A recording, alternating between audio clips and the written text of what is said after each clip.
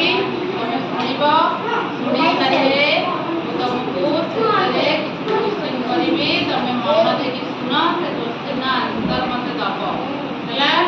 ଆଉ ଯିଏ ଦବ ସେ ଟୋଟାଲ ହବ ହେଲା ବୁଝିପାରିଲ ମନ ଦେଇକି ଶୁଣିବ ତମେ ଛୋଟବେଳେ ଗୋଟେ ପଢ଼ିଥିବ ଠେକୁଆ ଆଉ କଇଁଛ ଗୋଟେ ଗପ ମନେ ଅଛି ଠେକୁଆ ଆଉ କଇଁଛ ହେଲା ଠେକୁଆ ଆଉ ଗୋଟେ କଇଁଛ ଥିଲା ସେ ଦି ଜଣ ବହୁତ ଭଲ ସାଙ୍ଗ ଥିଲେ କଣ ଥିଲେ ସାଙ୍ଗ ଥିଲେ ଠେକୁଆ ହଉଛି ବହୁତ ଚଳଚଞ୍ଚଳ କିନ୍ତୁ କଇଁଛ ସବୁବେଳେ ଧୀର ସ୍ଥିର ହେଲା ଦିନେ ତାଙ୍କ ଭିତରେ ଗୋଟେ ପ୍ରତିଯୋଗିତା ହବ ବୋଲି ସ୍ଥିର କଲେ ସେତେବେଳେ ତୁ ତ କହୁଛୁ ବହୁତ ବଡ଼ କଇଁଛ ବି କହିଲା ମୁଁ ବହୁତ ବଡ଼ ଠେକୁଆ ବି କହିଲା ମୁଁ ବହୁତ ବଡ଼ କିନ୍ତୁ ତାଙ୍କ ମଧ୍ୟରେ ଗୋଟେ ପ୍ରତିଯୋଗିତା ସ୍ଥିର କଲେ ଦେଖିବା ଯଦି ଏହି ପ୍ରତିଯୋଗିତାରେ ଯିଏ ବିଜୟୀ ହବ ସେ ବହୁତ ବଡ଼ ହବ ହେଲା ସେ ସବୁଠାରୁ ବଡ଼ ତାହେଲେ ତାଙ୍କ ଭିତରେ ଯୋଉ ପ୍ରତିଯୋଗିତାଟା ହେଲା କ'ଣ ହେଲା ସେ ଗୋଟେ ଜାଗାକୁ ଦୌଡ଼ିକି ସାଙ୍ଗ ହେଇକି ଯିବେ ସେ ଜାଗାରେ ଯିଏ ପ୍ରଥମେ ଯାଇକି ପହଞ୍ଚିବ ସେ ହେଉଛି କ'ଣ ମାନେ ପ୍ରଥମ ହବ ସେ ସବୁଠାରୁ ବଡ଼ ଠେକୁଆ ବି କଇଁଛ କଥାରେ ରାଜି ହେଇଗଲା ହେଲା ଠିକ୍ ଅଛି ଆମେ ଗୋଟେ ପ୍ରତିଯୋଗିତା କରିବା ତୋର ମୋର ତୁ ଦୌଡ଼ିକି ଯିବୁ ମୁଁ ବି ଦୌଡ଼ିକି ଯିବି ଯଦି ପ୍ରଥମ ତୁ ପହଞ୍ଚିବୁ ତୁ ବଡ଼ ହେଇଯିବୁ ଯଦି ପ୍ରଥମ ମୁଁ ପହଞ୍ଚିବି ମୁଁ ବଡ଼ ହେଇଯିବି ହେଲା ସେ ପ୍ରଥମେ ଗୋଟେ ତାଙ୍କର ଗୋଟେ ଖୁଣ୍ଟ ପୋତା ହେଲା ସେ ଖୁଣ୍ଟ ପାଖରୁ ସେ ଦୌଡ଼ିବା ଆରମ୍ଭ କଲେ ଠେକୁଆ ତ ଧୀରେ ଧୀରେ ଦୌଡ଼େ ଠେକୁଆ ଧୀରେ ଧୀରେ ଯାଏ ନା ଠେକୁଆ ଧୀରେ ଧୀରେ ଯାଏ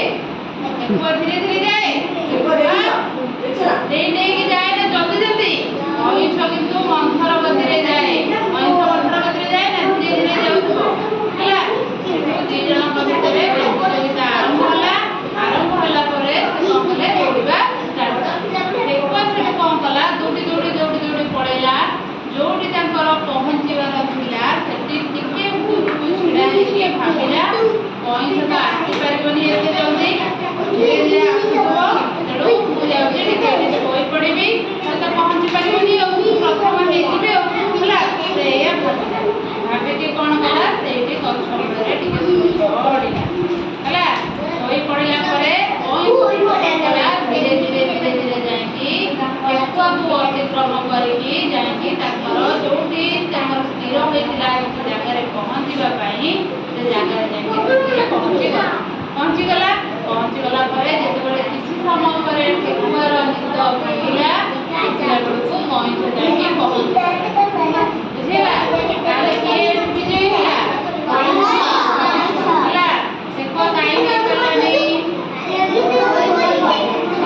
ଶୋଇପଡ଼ିଲା ଯେ ଠେକୁଆ କାହିଁକି ହେଇପାରିଲାନି କାହିଁକିନା ସେ ନିଜେ ନିଜକୁ ବହୁତ ଗର୍ବ କରୁଥିଲା ତା ଗର୍ବର ଫଳ ସେ ପାଇଲା ତାହେଲେ ଆମେ ଗର୍ବରୁ କ'ଣ ଶିଖିଲେ ଅତି ଗର୍ବ କଲେ କ'ଣ ହୁଏ ଖରାପ ଫଳ ମିଳିବ ହେଲା ତେଣୁ ଅତି ସେ ଗର୍ବ କଲା ମୁଁ ବହୁତ ବଡ଼ ବୋଲି କହୁଥିଲା ତେଣୁ ସେ ତା ଫଳ ଏବେ ମୁଁ ଏବେ କିଛି କ୍ୱେଶ୍ଚିନ୍ କରୁଛି ତମେ ସେ କ୍ୱେଶ୍ଚିନ୍ର ଆନ୍ସର ଦେବ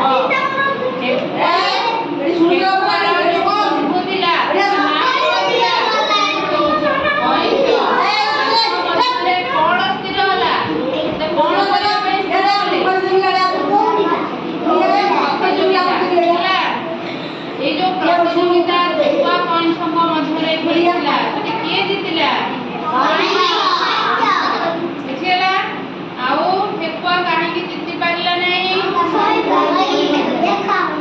ସେ ଶୋଇ ପଡ଼ିଲା ତାପରେ ସେ ବହୁତ ଗର୍ବ କରୁଥିଲା ତେଣୁ ତା ଗର୍ବର ଫଳ ସେ ପାଇଲା ହେଲା ତମେ ଯଦି ଗର୍ବ କରିବ ତମ ଗର୍ବର ଫଳ ମଧ୍ୟ ତମେ ପାଇବ ତେଣୁ ଆମେ ଗର୍ବ କରିବା ନାହିଁ ଗର୍ବ କରୁଛ କି ତମେ ତାହେଲେ ତମେ କଥା ମନେ ରହିଲ ତାର ମନେ ରହିଲ ମୋତେ ଟିକେ କହିଲ ଦେଖିବା ମୋତେ କିଏ 2 ଲାଇନ୍ କହିପାରିବ ସମସ୍ତେ 2 ଲାଇନ୍ କହିଲ ଦେଖିବା ତୁ କହିଲୁ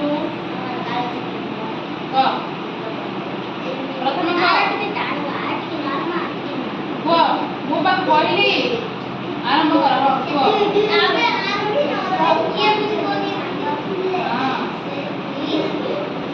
କୁହ ମୋର ବି ନାଁ